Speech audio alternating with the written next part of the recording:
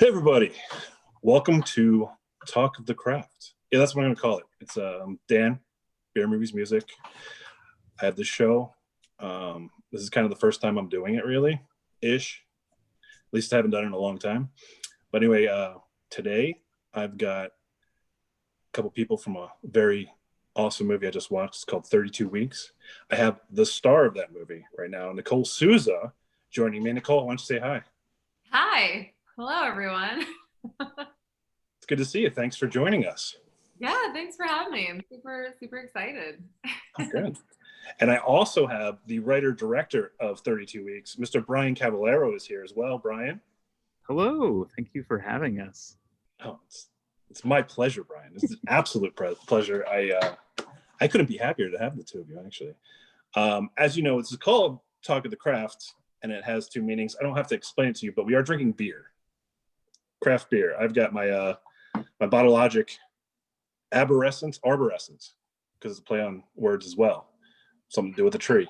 It's a 15% berry stout with hazelnut and God knows what else. And I don't care what else. It's delicious. I'm gonna drink it. Nicole, what are you drinking? Um, now I'm a little embarrassed. I'm drinking Blue Moon, Belgian White. It's like probably like 4.5, 5%. So Oh, we don't have to compare numbers here. It's we respect the crafts. We respect all crafts, there you go. all sorts of crafts. You could really be drinking apple cider and be like, cool, drink it. It's awesome. Brian, what do you got, man? Nothing to be embarrassed about. Blue Moon probably started as a craft beer, right? Yeah, technically. Yeah. I'm drinking Founders Unraveled IPA. Ooh. From a Founders glass that I got in Grand Rapids, Michigan, home of Founders. And I've been waiting. You guys are just going at it, but I was waiting to crack it right in front of you guys. It's a juice. Even better. You have much more patience than us. So. Yeah, I got 1,000% more patience. Crack that shit, man. Go. I'm very excited about it. But this is like, we live in California, so this is like gas station beer for us. I literally got this at like the Chevron down the street. That's awesome. Which is amazing. Yeah, that's pretty great. I didn't really have to hunt this down. I got it at the local store, so that's pretty nice. Bottle Logic's one of my favorite breweries, and I say that not because they pay me to say it, but because I wish they paid me to say it. So, Bottle Logic, if you want to pay me to say that, I'm going to say it anyway, but I would like some free beer too. That'd be awesome. I have no shame. No shame on this. We're gonna get sponsorship out of this. I know somebody that works at Founders. So this Chops works at Founders. Chops, get us a deal.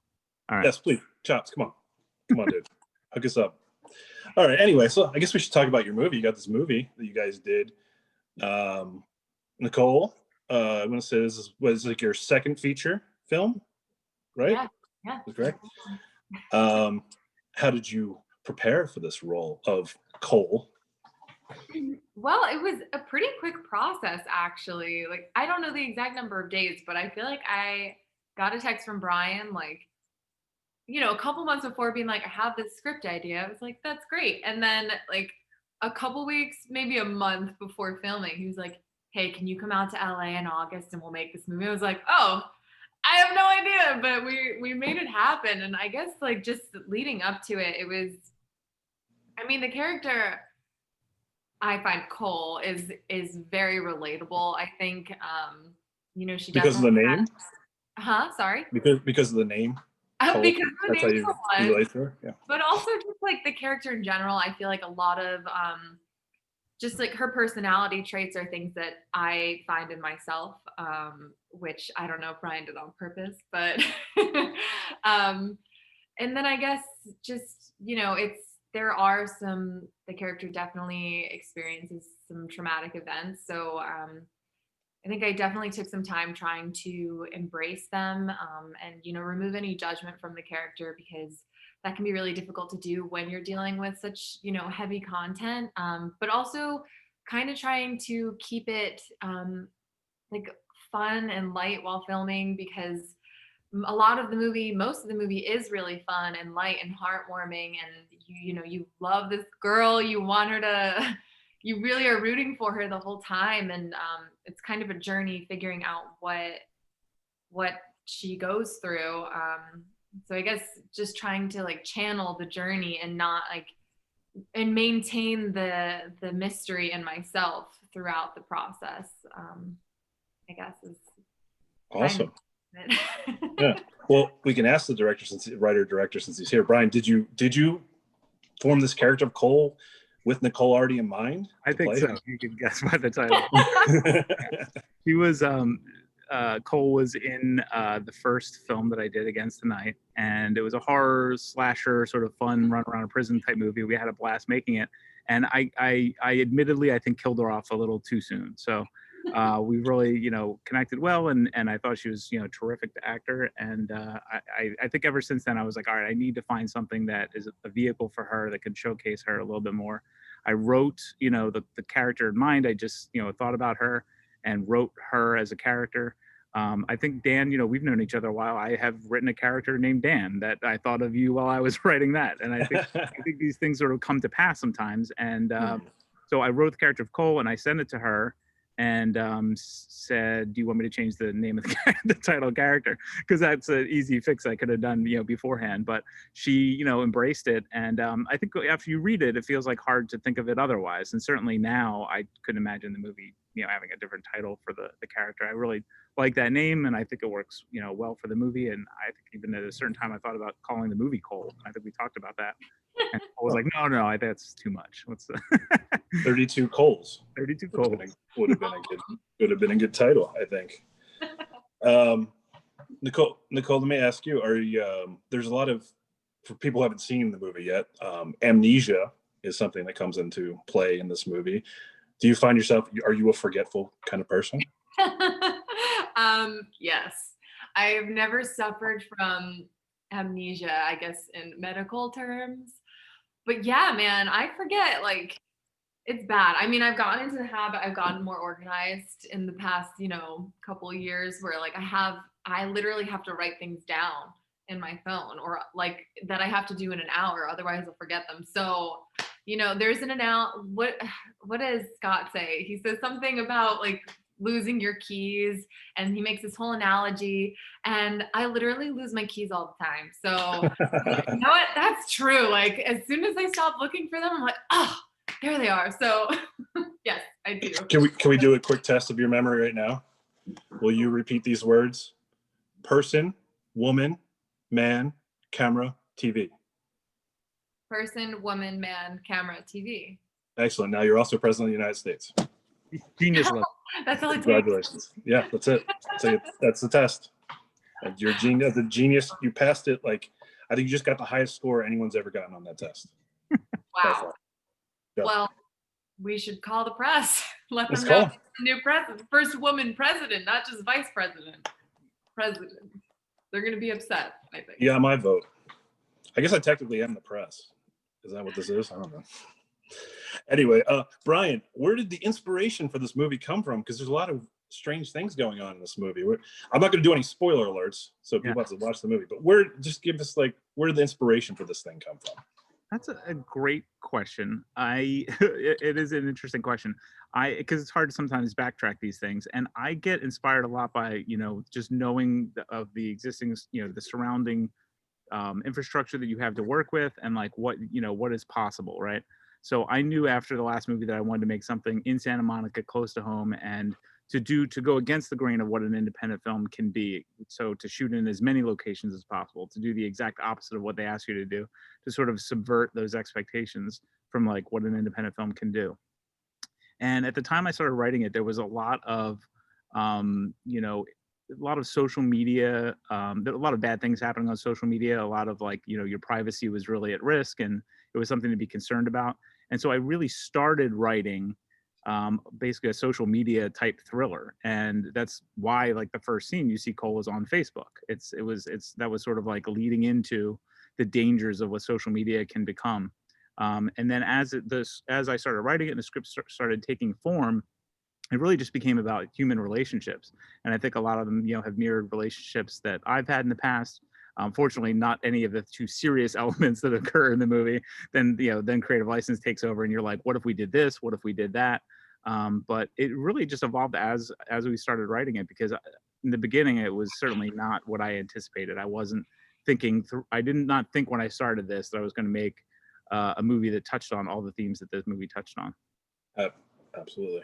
And so also just touch there as well on it all coming together.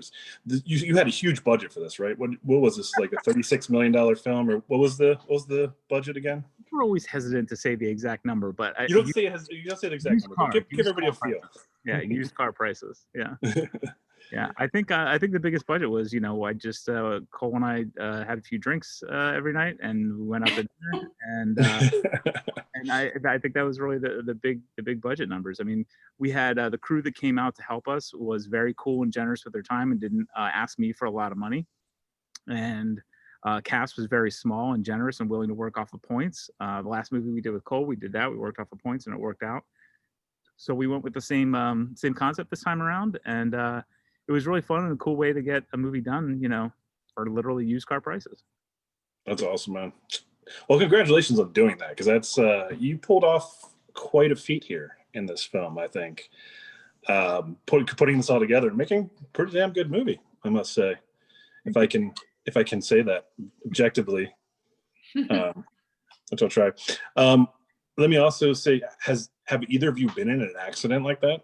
Not necessarily like that, but an accident that, a terrible accident of any kind. Brian? Not for me, fortunately, no. Yeah, not really. I got T-boned by a bus once, but That's pretty bad.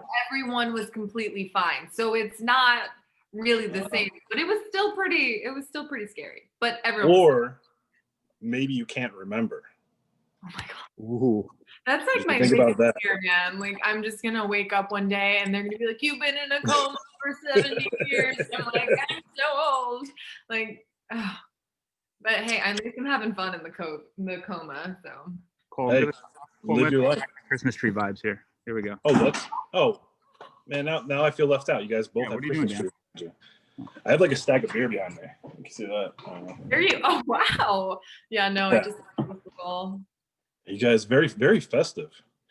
All right. So any plans for like a sequel? Maybe like 10 years from now, do 32 years where you like get into another bigger, horrible accident and forget like your whole life? And like, what do you think, Brian? I was so pleased with how this ended that there literally was a postscript that we shot that I struggle with where to put it, like that, whether it just happens at where the movie, now naturally ends, or if it would happen after the credits or mid-credit roll. And we even shot it, and I just didn't put it in the movie because I was just kind of so happy with where this thing ended. So I think that's certainly, if I didn't put it in the postscript, I don't think there's a sequel to be had. Yeah. No, you're right. I think we should leave it where it ends. Yeah. Perfect. Fair enough. Yeah. Well, I mean, that's all I really got here. I want to congratulate you both on a Nicole, fabulous, like your role, the way you killed that role. No offense to everybody else in the cast, but you made them look ridiculous by how good you are. They're great too. Sure. But you outshined them all in every scene. And Brian, just congrats on putting this together. I know that you have that used car price that you did this for, and coming together with what you came through, it's really great. Thank you, man. Thank you for I trust and value your opinion, and it's so nice of you to say those things. So I appreciate it. Yeah. Awesome. All right. Well, that's all for Talk of the Craft. If you want to check this out, it's on the website. Of course, you'd already be watching that and you would know that. But you can check out other stuff on beermoviesmusic.com. You can follow us on Instagram, Twitter, Untapped. All that's all at Beer Movies Music. Or you can follow me. I'm C Dan Wright. That's Instagram and Twitter. Don't follow me on Facebook because I probably won't accept your friendship. But other than that, yeah. You guys, any last words you'd like to say? Either of you? Well, what are you working on, Dan? You're an excellent writer. What's happening with you now?